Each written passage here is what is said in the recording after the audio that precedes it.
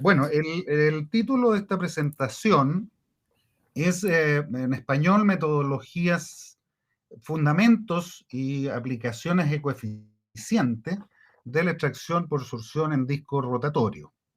Ya en esta presentación voy a considerar principalmente estos 4 puntos: una introducción, donde vamos a ver unos breves fundamentos. Es una técnica muy simple, por lo tanto los fundamentos tampoco son tan complejos.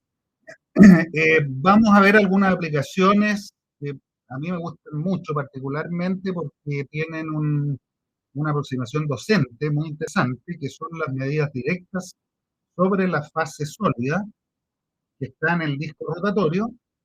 Después, algunos métodos biomiméticos para estimar la biodisponibilidad en plantas de trigo, que es un ensayo que hicimos en otro product. Y finalmente, el uso de algunas fases sintéticas típicas, como la utilizada en SPE, en fase sólida, y algunas fases naturales que estamos implementando desde hace unos pocos años y que estamos continuando con nuestro trabajo. Si uno hace una breve búsqueda en la Web of Science respecto a preparación de muestras, nosotros podemos ver que este concepto es una tendencia importante, como se ve en esta gráfica, de la investigación en química analítica con una evolución creciente en las últimas décadas, ¿no? A partir, si ustedes ven, del año 90 hay un brusco salto y comienza un incremento muy importante de lo que es preparación de muestras en términos generales, ¿ya?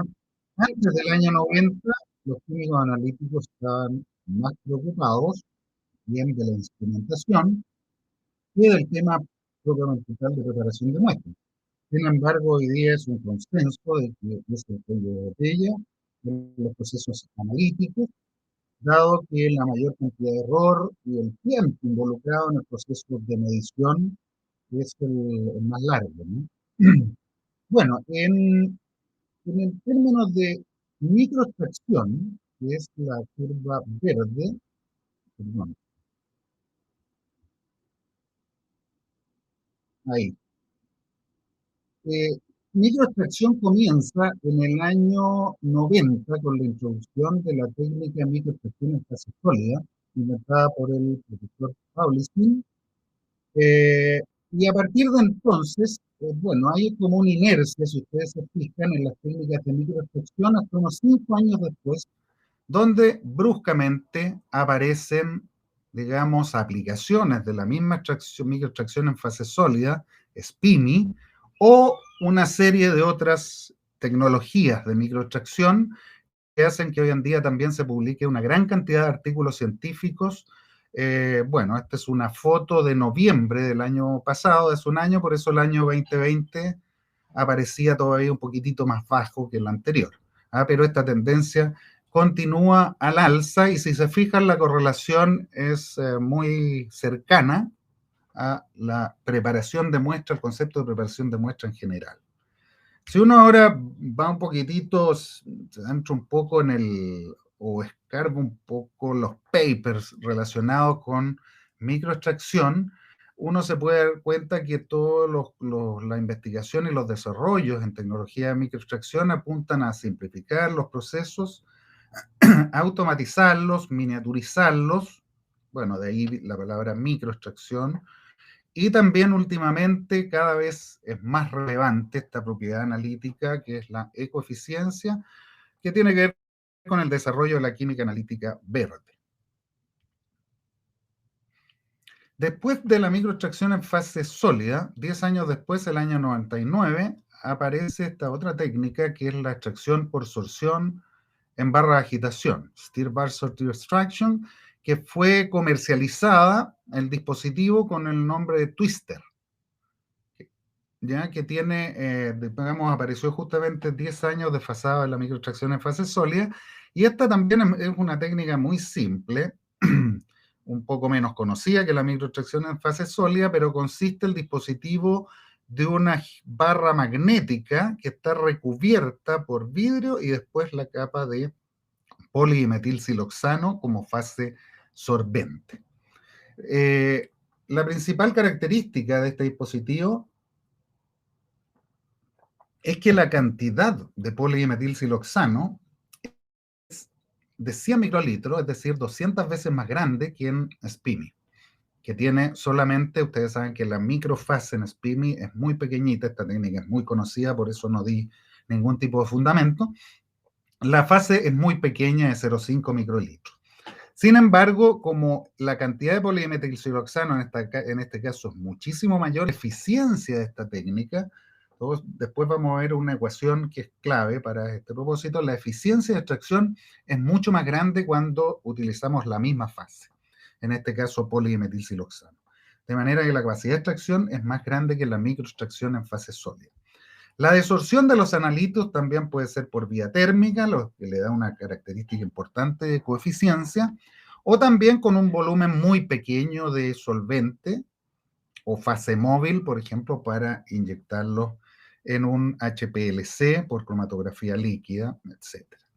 Tal como SPIMI tiene muchas aplicaciones en diferentes ámbitos, medioambiental, alimentos y también en matrices biológicas. Como ven, el dispositivo es muy pequeñito, del orden también de unos 1,5, 1,4 centímetros.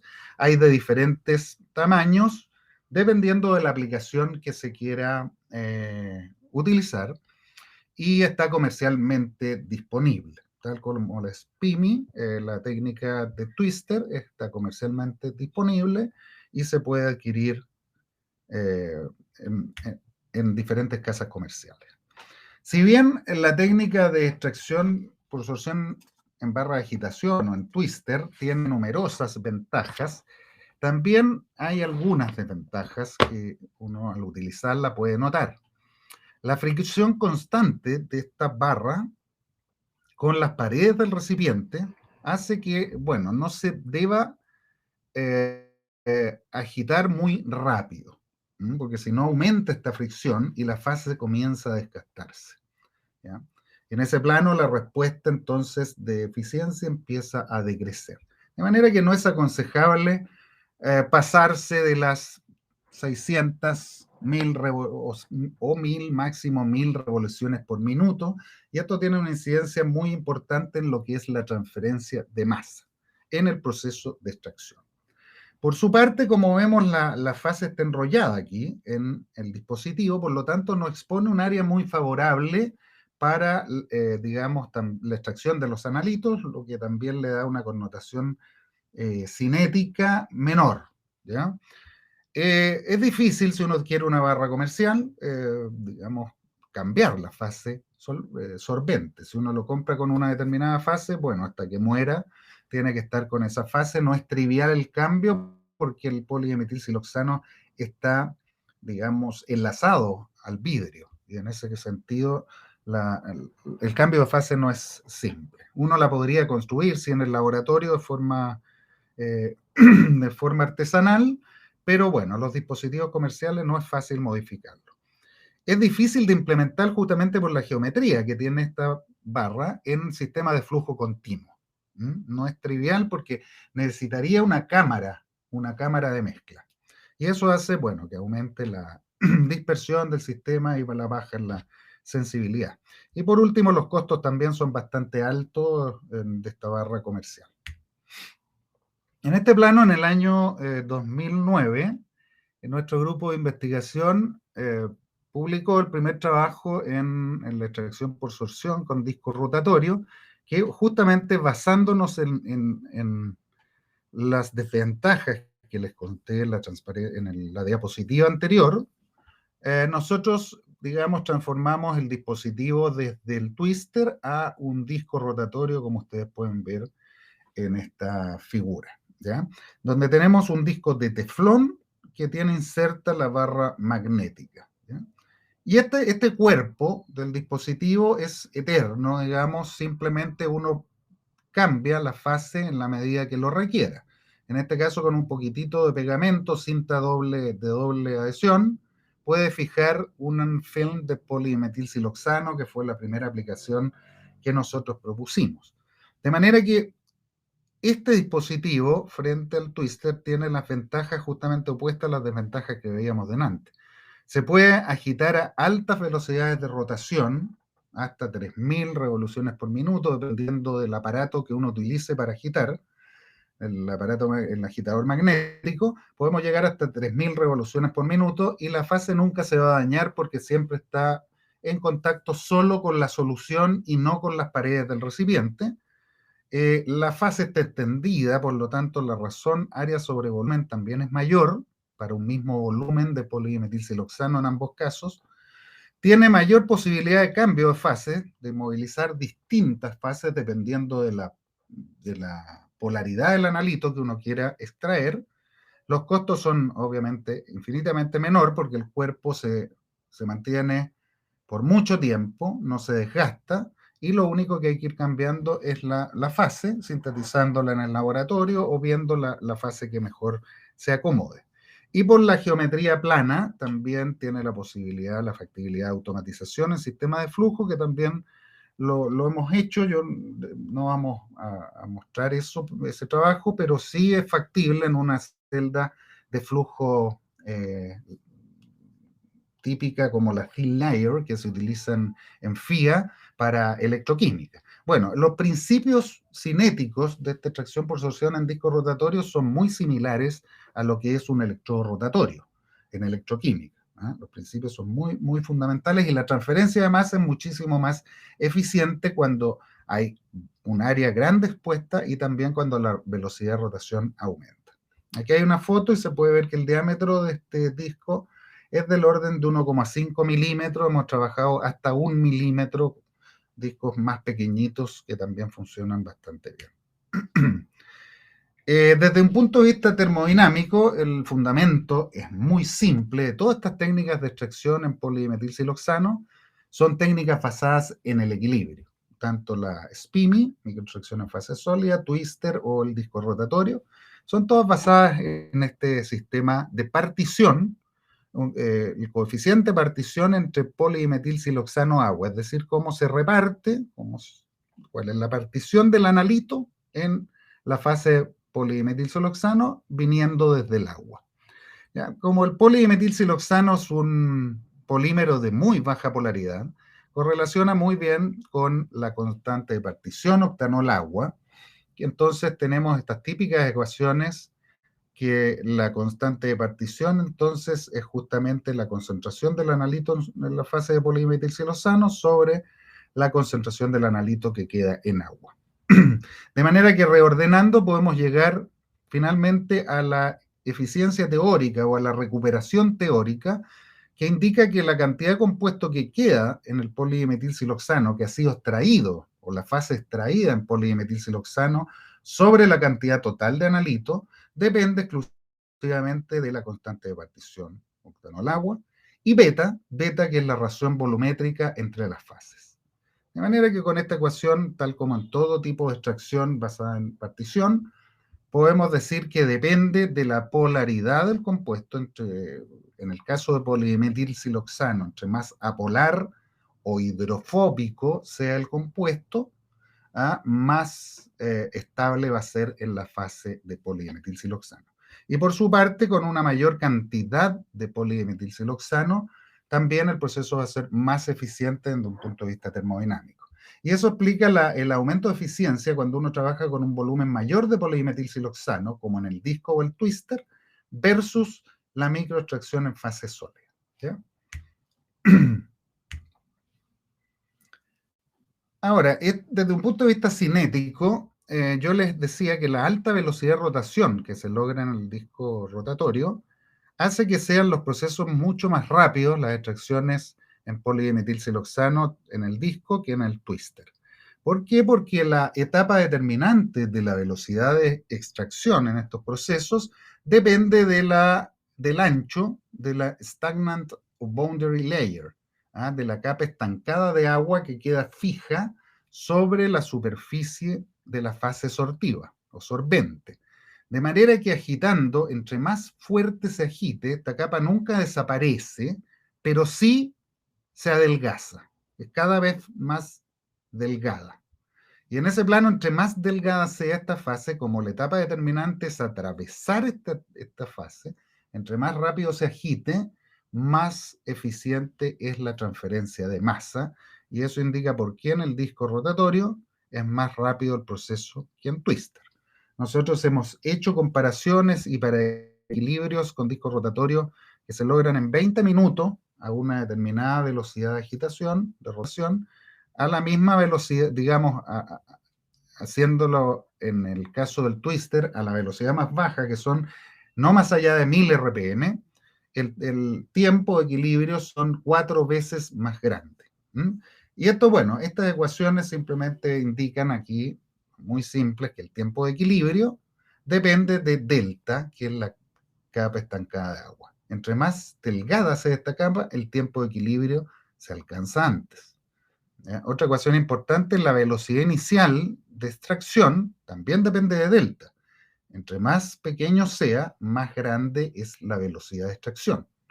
¿Ya? Y también, entre más área expuesta, más rápida es la velocidad inicial. Mayor es la velocidad inicial. Esto, si ustedes pueden ver el vórtex aquí, fíjense, esta es una extracción, una muestra a 1000 RPM, fíjense dónde queda el vórtex. En cambio, perdón, esta es una extracción a 3000 RPM. Miren dónde queda el vórtice. De manera que, claro, en esta situación el equilibrio se alcanza mucho más rápido que en una situación como esta. ¿Ya? Bueno, el dispositivo de disco que utilizamos, hay dos configuraciones, que esta fue la inicial, que era el disco plano, ¿ya? Un disco de este tipo, donde a través de un silicona, una fase, digamos, o cinta de doble contacto, se fija una lámina, una fase laminar, que puede ser polimetilsiloxano, pueden ser nylon, C18, todas estas fases que se venden en lámina, también corcho laminar, como vamos a ver una aplicación más adelante, y también tenemos la alternativa de trabajar con un disco, perdón, rotatorio con una cavidad de 0,44 centímetros cúbicos, donde se deposita una carga de fase pulverizada, fase en partículas.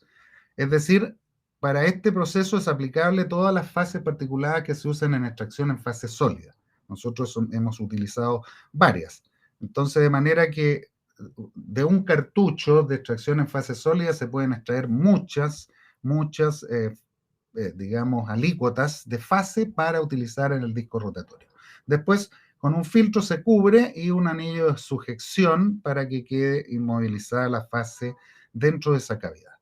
Aquí, bueno, hemos trabajado también con varias fases sólidas, incluyendo hoy en día algunas fases naturales que también estamos ensayando.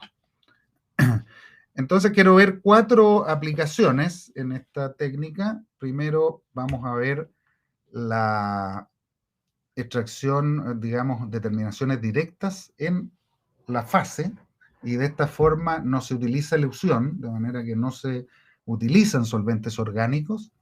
Después vamos a ver un estudio de metodologías biomiméticas para determinar contaminantes, fracciones biodisponibles. Una aplicación de fases sintéticas, que hemos hecho varias, y de fases naturales finalmente. Entonces, quiero partir con la determinación directa en la fase, por ejemplo, especies coloreadas que se puedan retener en la superficie, digamos, en la lámina del disco. Posteriormente, esta lámina se puede desprender y medir directamente la coloración. O a través de espectrofluorimetría, como les voy a mostrar una aplicación, también, digamos, compuestos que sean fluorescentes. Aquí esta es una membrana de nylon que capta muy bien algunos analitos que son fluorescentes, ¿ya? Y también se pueden determinar a través de fluorescencia total en la superficie del disco. Esta es la primera aplicación para determinar colorantes del tipo verde de malaquita o cristal violeta. Como ven, aquí hay una solución de uno de estos colorantes que está en un matraz Erlenmeyer, y sobre este matraz tenemos una lámina de poliemetilsiloxano. Es completamente transparente al visible. De manera que si se puede concentrar este colorante digamos, en esta fase laminar, posteriormente se puede directamente medir en esa fase sólida sin necesitar una cubeta espectrofotométrica ni la necesidad de diluir el compuesto desde la fase. El problema es que estos colorantes, como ven ustedes, el cristal violeta es un carbocatión, que es muy soluble en agua, de manera que al ser un carbocatión no se puede extraer en una fase de polimetilsiloxano. Sin embargo, en medio básico se forma la especie de carbinol, en la misma molécula, pero el carbono pasa a ser sp3. En este caso es un carbono sp2, ¿ya? Que esta carga está delocalizada en los tres anillos, por lo tanto, esto le da la coloración intensa al colorante. Aquí pierde la coloración porque ya se rompe la resonancia entre estos tres anillos bencénicos. Pero la molécula es neutra y se puede extraer. De manera que en este pequeño video se muestra el efecto trabajando con una solución concentrada del colorante que posteriormente se lleva a medio básico, se decolora y se puede extraer. Como ven, vamos a ver en este video.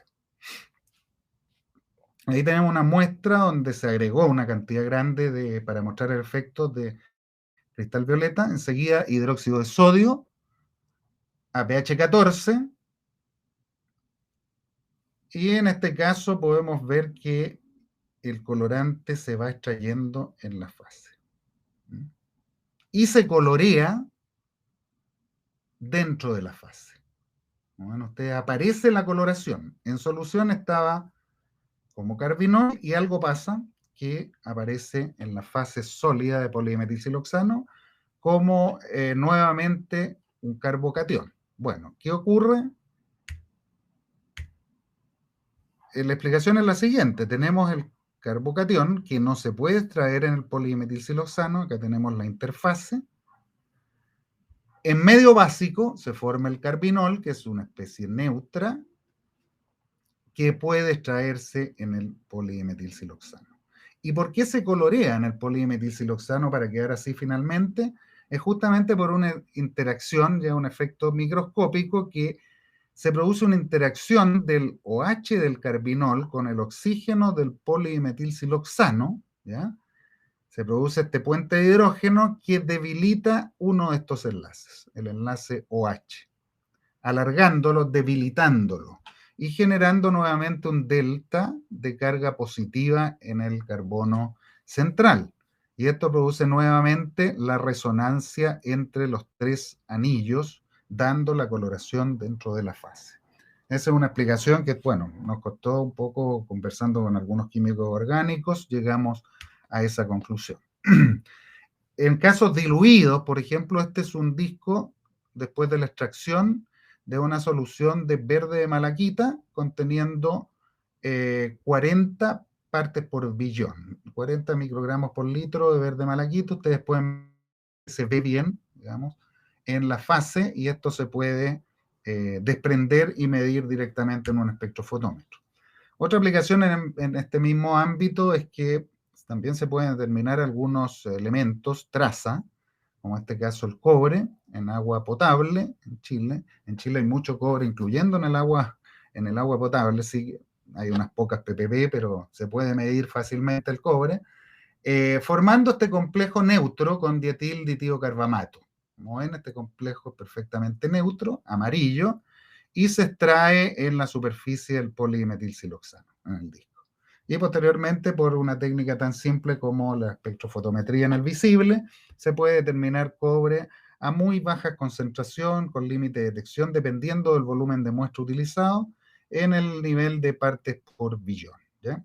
Esto, el agua potable en Chile contiene un poquito más que estas cantidades, de manera que se pudo medir perfectamente. Otra aplicación interesante que vimos, digamos, en una colaboración con la profesora Skander, Graciela Skander, de la Universidad Nacional de Rosario, en la tesis de doctorado de un estudiante nuestro, de Alejandro Cañas, es la determinación de hidrocarburos aromáticos policíclicos, ¿ya? Una aplicación que fue en una estadía del estudiante allá donde la doctora Skander. Estos 4 compuestos directamente concentrados en disco rotatorio en una membrana de nylon, ¿ya? El nylon también tiene características eh, apolares en estas cadenas metilénicas que permite concentrar muy, muy fuertemente a los analitos como los hidrocarburos aromáticos policíclicos, que son contaminantes ubicuos que están en todas partes, digamos, y son dañinos y cancerígenos, de manera que esta también es una metodología muy verde, muy ecoeficiente, porque tampoco utiliza disolventes orgánicos, la lectura es directa en la fase de nylon. ¿Cómo es el approach en este caso? Después de la extracción, entonces se desprende la membrana de nylon con los analitos concentrados y se lleva a cabo la excitación en este rango de longitudes de ondas y después la emisión en este rango de longitudes de ondas. Se obtiene el espectro de fluorescencia total, entonces, el cual se trata con un algoritmo quimiométrico para FAC, que son expertos, digamos, el grupo de la profesora Skandar, de manera de poder determinar cada uno de los pHs por separado, digamos, aumentando. No necesitamos cromatografía para separar estos pHs, estos hidrocarburos aromáticos policíclicos.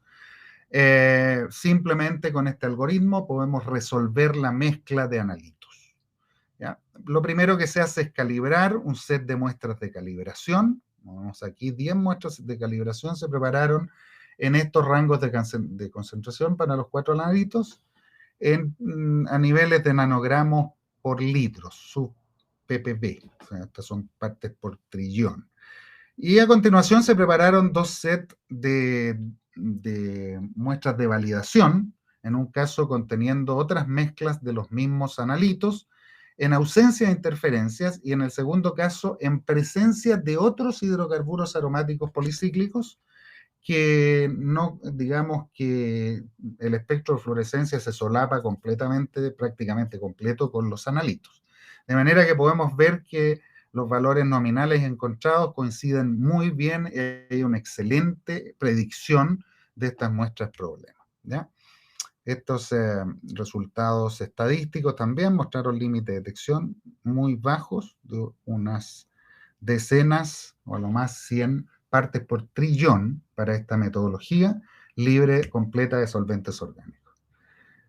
Vamos a ir a un segundo caso que les voy a mostrar acá el problema ambiental que generan, primeramente, los contaminantes emergentes con los cuales hemos trabajado durante los últimos años.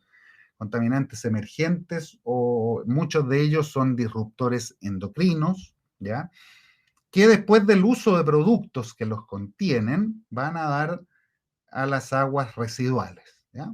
Las aguas residuales son dirigidas a las plantas de tratamiento de aguas residuales, ¿m? Y la fracción hidrofóbica de estos contaminantes, la fracción más hidrofóbica se va a quedar retenida en los biosólidos. La fracción más hidrofílica, desafortunadamente, como muchos de estos compuestos tienen elevada solubilidad en agua, pasan la planta de tratamiento y llegan a contaminar aguas naturales como son los ríos y finalmente el mar. Y parte de los biosólidos que contienen también la fracción más hidrofóbica de los contaminantes se utilizan como enmiendas de suelo muchas veces. De manera que estos compuestos con el tiempo pueden percolar, contaminando aguas subterráneas, o bien pueden ser absorbidos por las plantas y finalmente alcanzar al ser humano, ¿ya? De manera que este problema ambiental es bastante importante y nosotros si consideramos una partícula de suelo, por ejemplo, donde se aplicaron biosólidos o contaminantes, podemos distinguir básicamente dos fracciones. Una fracción que es muy lábil, y va a pasar rápidamente a la solución suelo.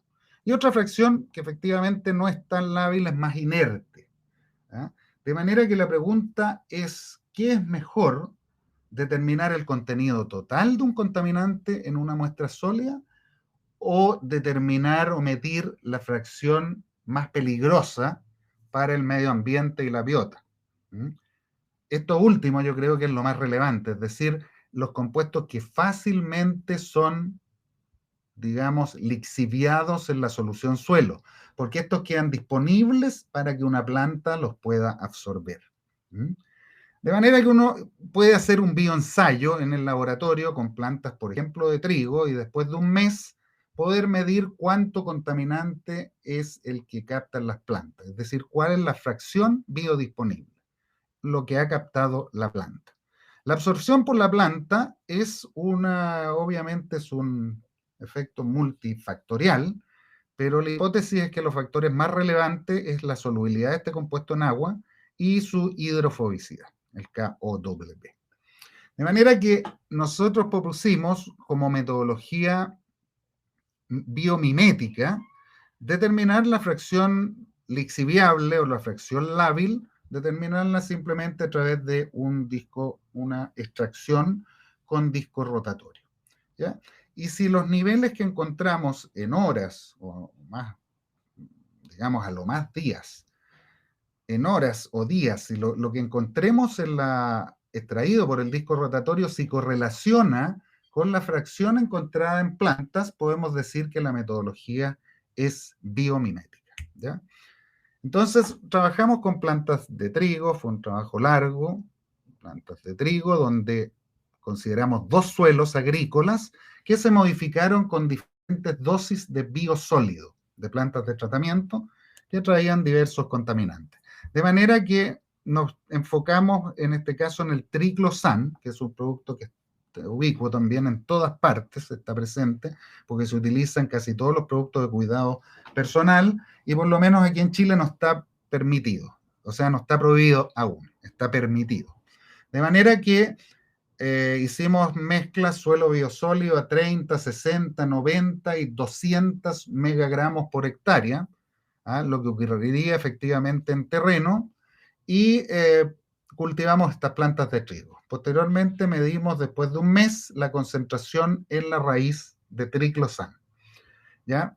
Simplemente por una metodología de extracción acelerada por solventes y por gases, cromatografía de gases masas. Y en paralelo, las mismas fracciones suelo biosólida las sometimos a lixiviación, ¿ya? De acuerdo a una normativa ISO para ver la fracción lábil, ¿ya? Y en presencia de un disco rotatorio, para que finalmente la fracción lábil pudiera ser extraída en el polimetilsiloxano. Y comparamos estas dos fracciones, la biodisponible y la fracción lábil. Y esta es la correlación que obtuvimos. Esta es la fracción lábil o lixiviable y esta es la fracción biodisponible. Como vemos, la fracción lábil es más grande, mucho más grande, un orden de magnitud más grande que la biodisponible. Sin embargo, la correlación es muy buena, particularmente a concentraciones bajas del contaminante. Y esto hace que la correlación, digamos, sea de un 96,04%. En este plano, un bioensayo que toma 48 días, un mes y medio, en 3 horas se puede tener la respuesta para el caso del triclosan, lo que es muy importante desde un punto de vista de rapidez para tomar decisiones y también la miniaturización, porque esto es con disco rotatorio, el trabajo se hace en un espacio mucho más reducido que tener todo ese conjunto de plantas que le acabo de mostrar, utiliza gran cantidad de espacio. ¿Ya? Bueno, vamos a pasar ahora a fases sintéticas con las cuales hemos trabajado. Vamos a ver un ejemplo en este caso. Tenemos las fases solventes que hemos utilizado en extracción por disco rotatorio, son muchas.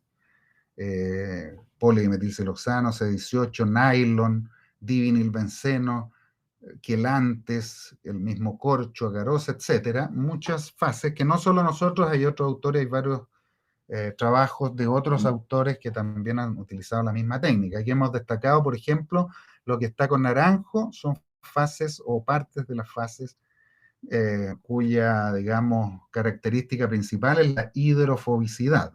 ¿Ya? Y los centros que están aquí marcados con azul son funcionalidades más polares que permiten extraer analitos más polares o que tengan ambas capacidades. Acá también les voy a mostrar una con MIP, con un polímero de impresión molecular, y les voy a mostrar una aplicación con la fase típica de CPE, que es esta fase comercial Oasis HLB, que tiene la doble funcionalidad, tiene el balance hidrofílico por esta parte, donde puede formar puente de hidrógeno, y lipofílico con esta parte de la molécula polimérica. ¿Ya? Este trabajo, bueno, aquí en general hemos trabajado mucho en aguas, habíamos trabajado en algunos alimentos como leche, y la matriz orina es bastante complicada para trabajarla en extracción con fase sólida porque tenemos los pigmentos de la orina. Los pigmentos de la orina son muy fuertemente retenidos en esta fase Oasis HLB, ¿ya? Produciendo un gran efecto de matriz porque se retienen en la fase y después al eluir para medir por cromatografía, también se eluyen estos interferentes y a los extractos muy, muy sucios. Entonces vimos una etapa de cleanup intermedio que resultó muy bien, que después de extraer con 20 ml de orina, pero diluida, la orina primero la diluimos, y después hubo una limpieza del disco con 10 ml de metanol al 10%, ¿ya? Con eso se descartó la mayor cantidad de colorante, digamos, que pudiera interferir en la futura determinación. Y posteriormente una elusión con acetato de etilo, que es muy hidrofóbico, el resto de los colorantes quedaban en la fase y solo extraía a los analitos. Aquí hicimos una determinación de hormonas sexuales y triclosan por exposición en orina, ¿ya? Estas son las moléculas de analito y como vemos, esa etapa de lavado funciona muy bien hasta 10% de metanol.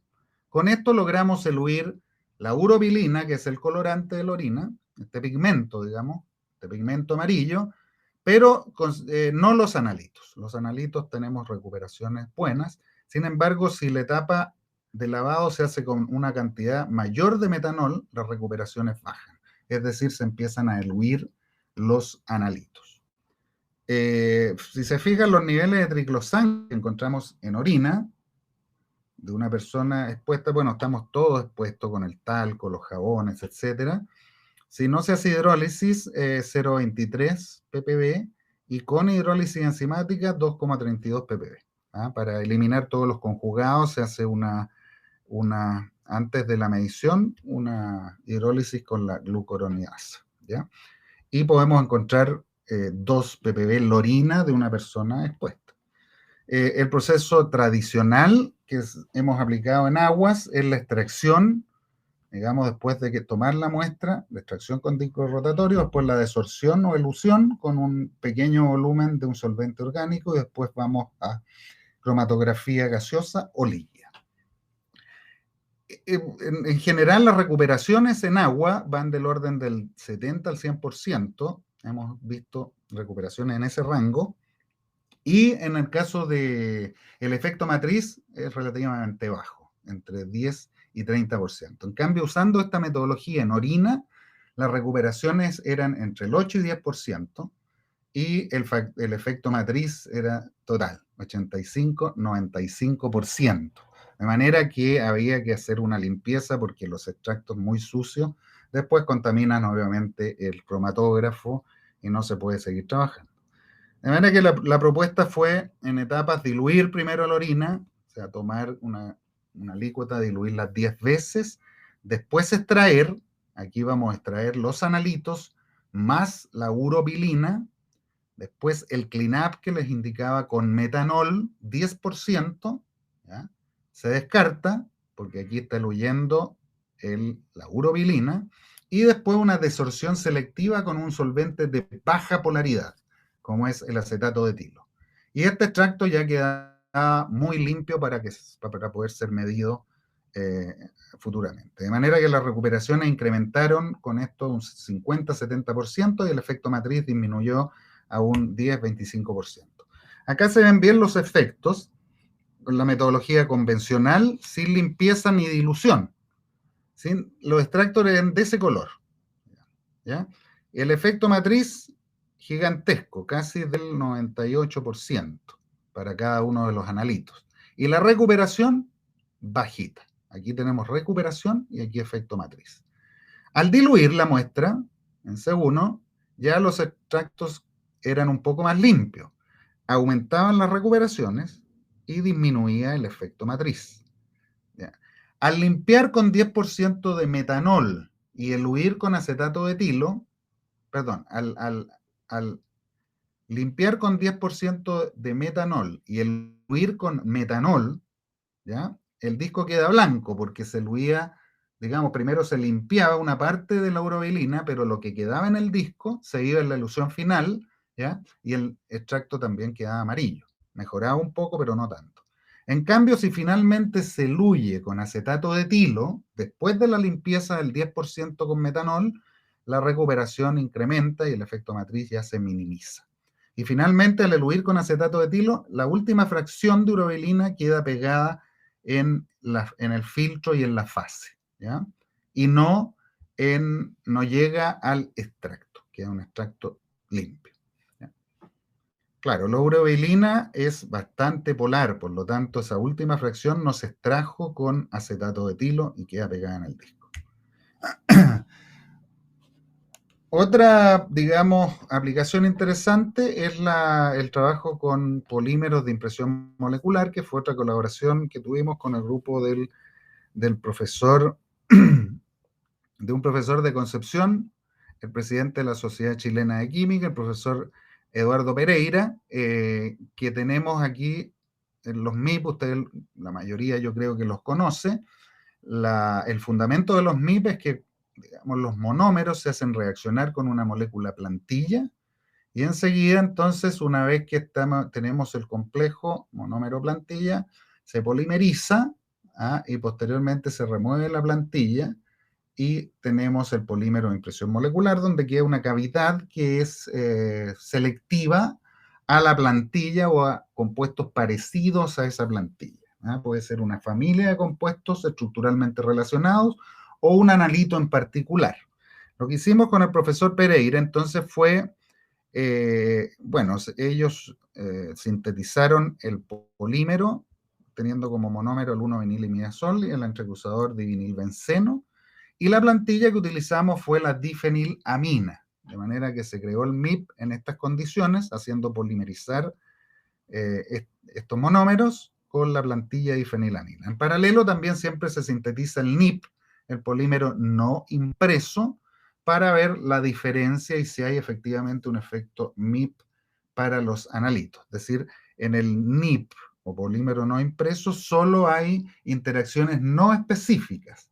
En cambio, en un MIP hay interacciones no específicas más la cavidad que genera entonces una selectividad especial. ¿Ya? Entonces trabajamos con estas tres moléculas como analitos, son antiinflamatorios no esteroidales que se utilizan a diario y muchos de ellos, una fracción importante, salen inalterado por la orina, de manera que va a dar a las aguas residuales. Si se fijan, el diclofenaco contiene a la difenilamina en su estructura molecular, el ácido mefenámico también contiene la difenilamina, y el paracetamol, bueno, no la contiene, pero sí tiene una parte de la difenilamina. Por lo tanto, esperaríamos un efecto especial y una diferencia entre el MIP y el NIP para estas tres moléculas, particularmente el diclofenaco y el ácido mefenámico, estos tres antiinflamatorios no esteroidales. De manera que teníamos ahora un conjunto de analitos, que quisimos ver las diferencias, varios antiinflamatorios como el ibuprofeno, el naproxeno, el ácido acetil salicílico, etcétera, el ibuprofeno, que no contienen la difenilamina, juntos con los que sí contienen la difenilamina o parte de ella. ¿Ya? Y este último es el ácido meclofenámico, que lo utilizamos como estándar subrogate porque no se utiliza en formas farmacéuticas acá en Chile, de manera que lo podemos usar justamente como estándar interno o subrogate. Y estos son los resultados, y vimos efectivamente un efecto MIP relevante. En primer lugar, decir, las extracciones con NIP, ¿ya? Son las en azul, y las con rojo son el MIP, el polímero impreso molecularmente. Insisto, lo primero que hay que decir es que todos retienen, hay una interacción no específica en todos los casos, ¿ya? Si bien, bueno, el ácido acetil salicílico es en ambos casos es muy bajo, porque es muy polar, es muy soluble en agua, pero todos los otros antiinflamatorios sí, las señales son bastante grandes, y justamente donde se nota efecto MIP es en los compuestos que tienen la difenilamina en su estructura molecular. El mefenámico, el diclofenaco, el meclofenámico, que lo usamos como estándar interno. ¿Ya? De manera que aquí hay una tabla donde vemos las recuperaciones absolutas, ¿ya? Los comparamos con un MIP comercial que vende Supelco. Este es un MIP comercial que vende Supelco para antiinflamatorios. La verdad que no entiendo conceptualmente cómo es un polímero que está patentado. Conceptualmente no se entiende cómo funciona este MIP para todos estos compuestos que no son relacionados estructuralmente. De manera que solo tienen interacciones inespecíficas. Como ven, ustedes el MIP comercial tiene recuperaciones absolutas o eficiencias de extracción bajas y muy similares al NIP, al polímero impreso, son prácticamente iguales en muchos casos al polímero no impreso sintetizado por el profesor Pereira, ¿ya? Incluso para los dos compuestos que determinamos en las muestras reales, es prácticamente la misma recuperación. En cambio, en el MIP, la eficiencia incrementa prácticamente al doble, un poquito menos del doble, por lo tanto, hay claramente un efecto MIP que le da la selectividad para esta determinación. Para estos parámetros, los límites de cuantificación logrados son bajo las partes por billón y determinamos estas concentraciones en microgramos por litro también en afluentes y efluentes de plantas de tratamiento, donde ahí se comprueba que estos compuestos se están utilizando todos los días, incluso sin prescripción médica. Y por último, lo que les quería mostrar para ir finalizando es el uso de fases naturales. Aquí había una colaboración muy estrecha también con el grupo del profesor Milton Rosero, de la Universidad de Caldas, de Colombia, y con el grupo del profesor Eduardo Karasek, de la Universidad de Santa Catarina, en Brasil.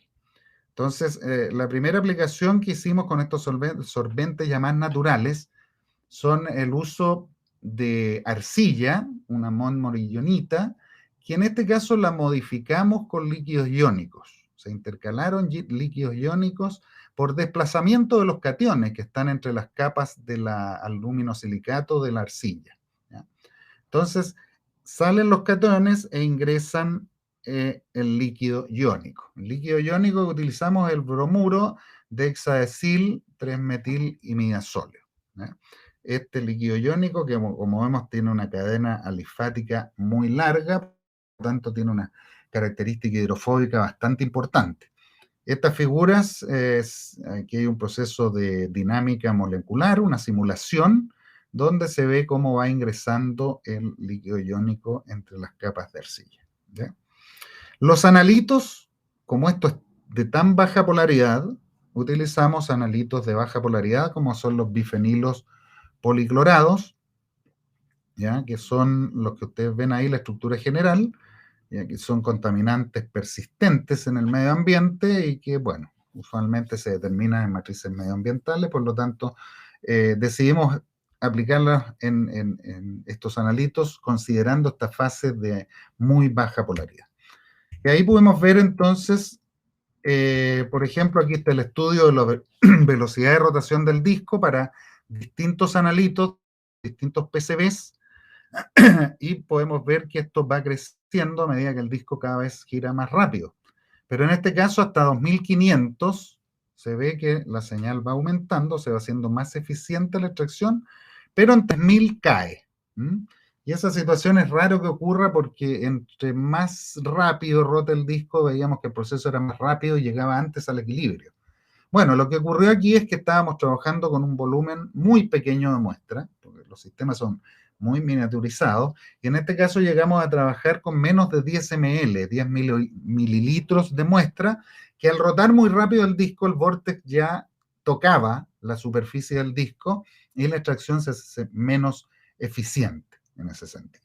Eso no ocurrió cuando el volumen de muestra se incrementa. Si se incrementa el volumen de muestra, esta gráfica seguiría incrementando en la medida que aumenta la velocidad de rotación del disco. Aquí también comparamos la eficiencia de esta fase con otras fases también comerciales, C18, C8, etcétera, e incluso polipropileno, como con modificada y no con octanol, y la mejor fue justamente esta fase para los PCBs. Los bifenilos policlorados, aquí les muestro el perfil de extracción, cómo se va produciendo la extracción en la medida que vamos llegando al equilibrio, y el tiempo de extracción se dejó en 30 minutos.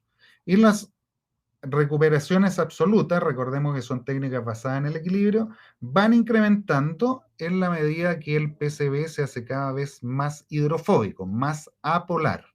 ¿Ah? Como ven, ahí va aumentando, lo que quiere decir que efectivamente lo que extrae, lo que está extrayendo aquí es cuando el mecanismo de extracción es la disolución de los bifenilos policlorados dentro del líquido iónico como un solvente.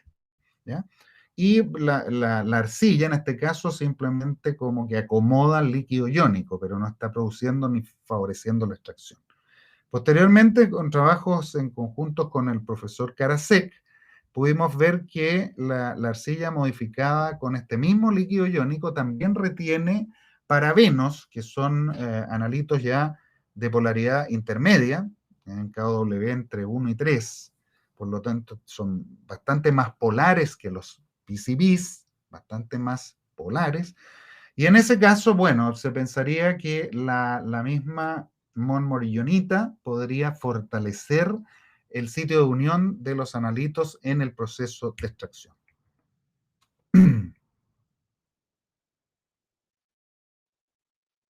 Y lo último que vamos a ver es la fase de corcho, que el primero que utilizó corcho como medio de extracción fue el profesor Eduardo Karasek. Nuestro amigo Eduardo, y empezamos a utilizarlo después de él lo probó primero en SPIMI, en microextracción en fase sólida, lo inmovilizó en la fibra con muy buenos resultados y posteriormente probamos corcho molido en el disco, el corcho particulado de 200 mech en el disco con capital. La gracia del corcho es que es un polímero natural que contiene principalmente suberina, lignina y polisacáridos, ¿ya? Y la estructura molecular muestra muchos grupos hidrofóbicos que extraen compuestos de baja polaridad. Sin embargo, también estos polímeros naturales tienen algunos átomos con posibilidad de formación de puentes de hidrógeno que permitan también darle un margen de carácter mixto, como lo tiene el Oasis HLB, que tiene funcionalidades polares y apolares. Y se trabajó con parabenos, en este caso, que son compuestos de polaridad intermedia entre 1 y 3. Por lo tanto, hay interacciones por donde pueda interaccionar vía p-stacking o también formación de puente de hidrógeno por los oxígenos. Y en este caso, el corcho resultaron los límites de detección más bajos en microgramos por litro, comparados con la misma arcilla, que también extrae muy bien estos compuestos, y con C18, que es una fase comercial, es bastante más alto el límite de detección. Las recuperaciones en las mismas muestras están entre 80 y tanto, 82, y la mayor 112, 118. Bueno, recuperaciones cuantitativas.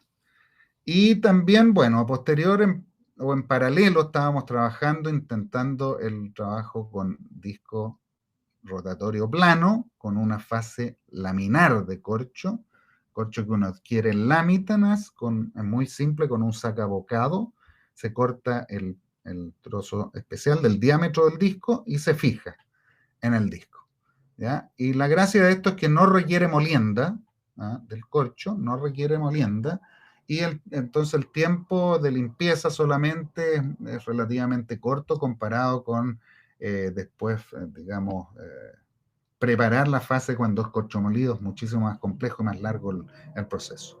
Esto de muy, muy buenos resultados, un trabajo muy bonito, relativamente reciente, donde fue portada de la revista analítica Química Acta. Resumiendo los resultados aquí, lo más importante es que esta lámina de corcho dio resultados estadísticamente equivalentes a esta fase Oasis HLB, que es comercial, de alto costo, y los resultados son estadísticamente iguales, digamos, ¿ya? Porque también tiene características de balance hidrofílico lipofílico.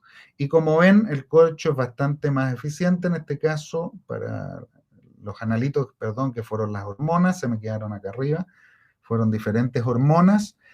Fue más eficiente con corcho que con C18, con estireno dimetilbenceno y con nylon también, ¿ya? Y equivalente, vuelvo a repetir, a HLB. También el otro trabajo con el grupo del profesor Caracet se hizo una determinación de residuo multiclase de compuestos orgánicos, y aquí también se comparó el corcho molido para esta determinación multiclase, corcho molido versus corcho laminar. Y como ven, la sensibilidad de la extracción con corcho laminar es muchísimo más grande que el corcho molido. ¿Mm? Eso es para resumir, y finalmente como conclusiones, para ir terminando, creo que estoy justito en el tiempo, podemos decir que es una técnica compatible con diferentes técnicas instrumentales analíticas, provee la posibilidad de inmovilizar distintas fases, una variedad de fases sorbentes, que pueden ser sintéticas, comerciales y naturales. Y la gracia es que los solventes naturales proveen una ecoeficiencia adicional, porque si bien las técnicas de microextracción de por sí ya son ecoeficientes por utilizar tan poco solvente orgánico, bueno, al ser una fase natural le agrega una parte adicional en esto que es tan importante como la ecoeficiencia. El disco puede ser usado en diferentes configuraciones. Yo le mostré la laminar y con cavidad. También se puede usar de forma vertical y horizontal, y se pueden imprimir con impresoras 3D, que hay otro trabajo en la literatura de otros autores españoles. El, digamos, el dispositivo, el disco, es completamente reusable, y particularmente el cuerpo de teflón es, podemos decir, eterno, porque no se desgasta. Pero incluso el disco con la misma fase laminar se puede reutilizar. En algunos casos se ha podido llegar a 50 veces, dependiendo de la complejidad de la muestra. Es una técnica simple, de implementación simple, eficiente y de bajo costo. Y la preparación de matrices más complejas también es factible, que hemos estado trabajando en eso, muestras de plasma, orina, leche, lixiviados, tal como les mostré, ¿ya? Agradecer, obrigado a todos ustedes por la atención. También tengo que agradecer siempre el soporte financiero, particularmente aquí en Chile son los proyectos Fondesit, Fondequip, y los proyectos ANID, que tienen los estudiantes también de doctorado principalmente. Y muchas gracias a todos los integrantes del Laboratorio de Química Analítica y Ambiental de la Facultad de Ciencias Químicas y Farmacéuticas, donde ahí hay una foto de hace algunos años del grupo que tenemos en el laboratorio, y que algunos llegan, otros se van, como ocurre continuamente en la universidad. Por último, recordarles estas fechas. Los quiero dejar invitados. Si es que la pandemia lo permite, estamos organizando el próximo Extec, ¿ya? El de 24 Simposio Internacional de Técnicas de Extracción Avanzadas. El Extec, que se realiza en un congreso mundial que va cambiando de países todos los años, se realiza anualmente. Lo vamos a realizar en conjunto con el 15º encuentro de química analítica y ambiental, nuestro encuentro nacional que corresponde al 15 ECA, en la ciudad de Iquique, en octubre 18-21 del año 2022, del próximo año. Tenemos casi un año para que la pandemia nos deje hacerlo de forma presencial. Nosotros creemos que es factible y los dejo invitados entonces para esta importante ocasión. Eso sería. Muchas gracias para todos.